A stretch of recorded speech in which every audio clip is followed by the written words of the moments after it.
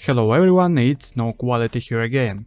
Before I begin crafting our tiny scene, I decided to start with a plan. This step is important and deserves attention. Earlier I just kept all the information about the scene in my mind, but I realized that might not be the most effective way to work. After finishing the planning stage, I wanted to get an idea of where things will roughly on the scene. By the way, I hope you noticed the tree I haven't mentioned in the previous video.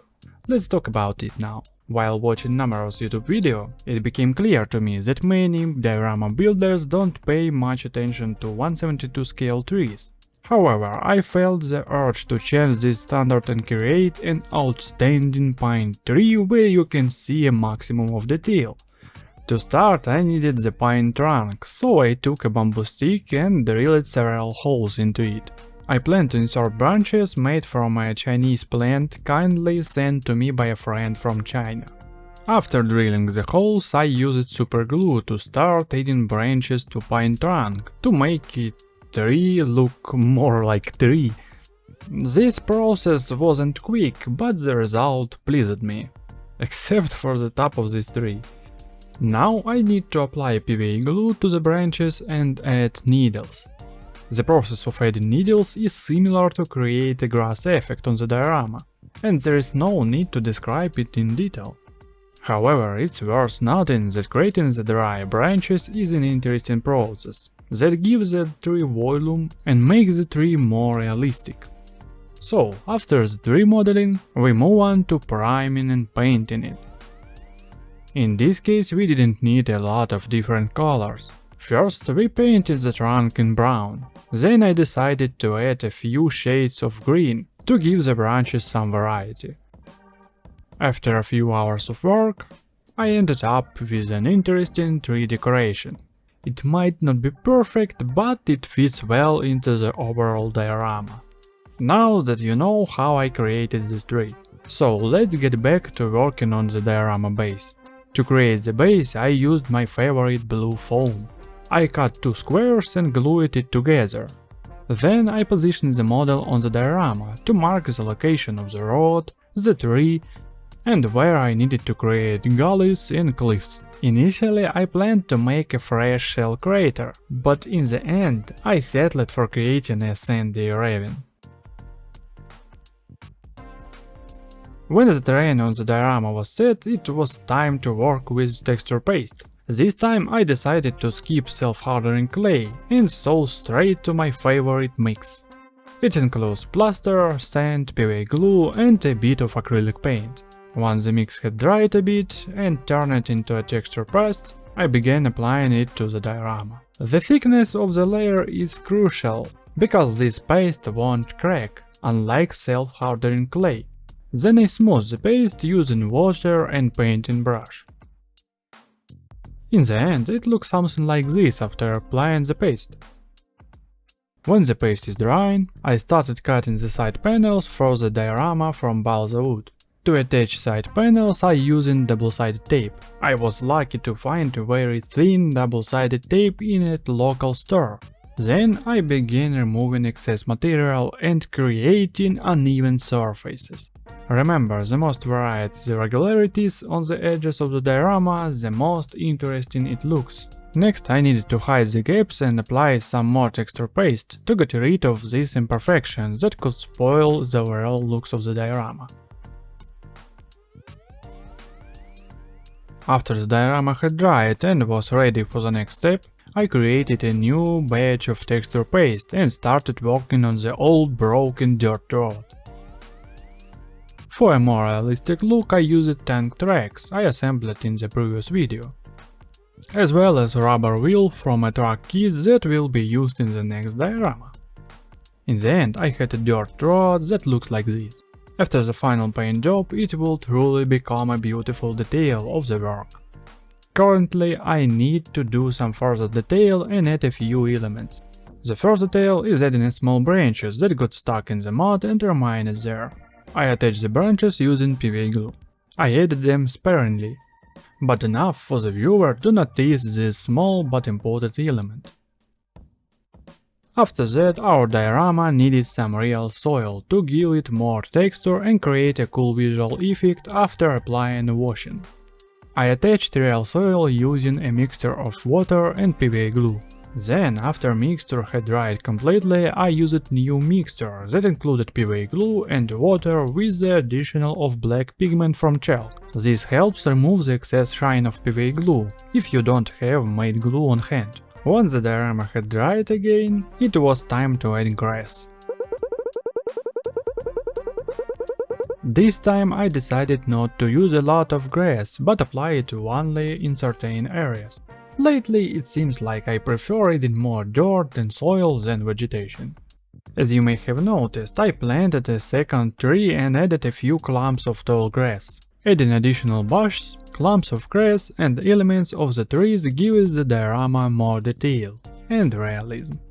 This oak leaves I created with a special device, and this element can add an interesting accent to our diorama. Although they may not be a perfect fit for the 1/72 scale, they provided additional detail.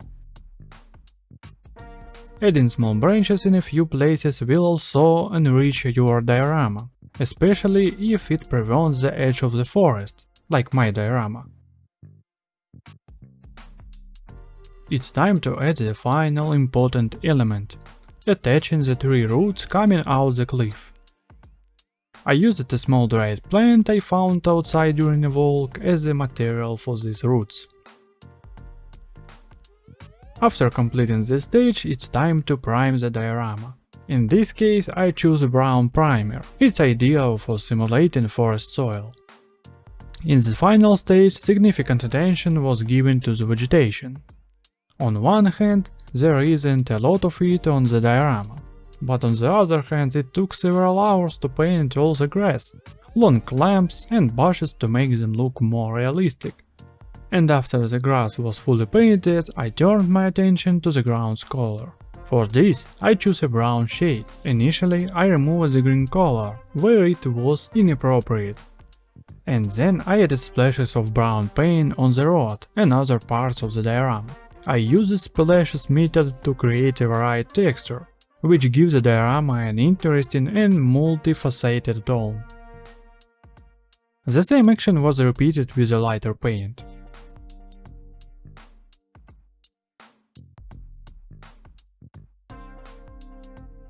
Then, using the same light paint, I'm working on painting the ravine and cliff, because in this area the soil should blend with the sand, implying a light color.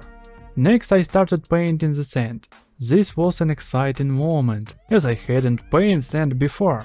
After studying a few images of sand online, I concluded that I need to use 3 different shades of yellow paint. The first shade I used to paint the sand was a light one, closer to a pastel color. The second shade was warmer and more saturated, while the third was even richer.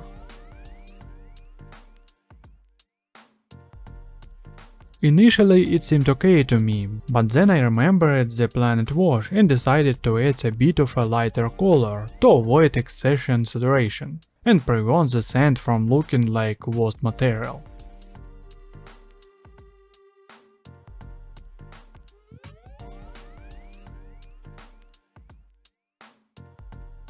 After completing the primary painting of the diorama, I moved on to painting the details. First, I worked on painting the tree roots. I chose a basic brown color, and during the painting process, I added some lighter shades to give the roots more texture.